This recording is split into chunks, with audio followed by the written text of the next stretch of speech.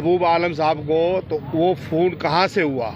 भाई इतनी रकम लेके ये लड़का बाहर निकला है, नीले कपड़े पहने हुए हैं, 125 उनके पास है और उसके पीछे जब वो गुंडे लगे हैं, बदमाश लगे हैं, वो घर तक चीखता हुआ गया भी मेरे पीछे बदमाश लगे हुए हैं, मुझे लूटने के लिए कोशिश की जा रही है।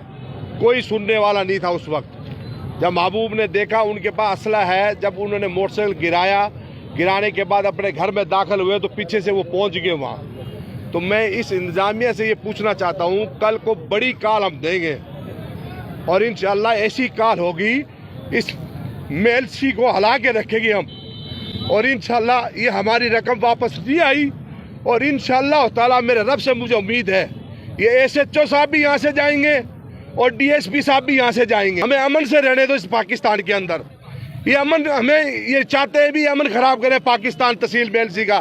तहसील मेलसी में पहली मरतबा मैंने ये देखा है, इतने हालात खराब हैं, घर महफूज नहीं है, हमारे घरों में डाकू बढ़ गए, कोई पूछने वाला नहीं था। यहाँ हमें तसल्ली दे देते हैं भी SHO साहब आए थे, तसल्ली दे के चले गए।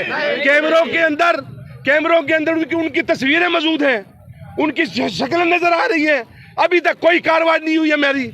और जब हम धरना मार के बैठेंगे, हम मरने जीने से नहीं डरते। ये लोग समझते होंगे भी हम डरते हैं मौत से। हम मौत से डरते होते हैं तो पाकिस्तान नहीं आते।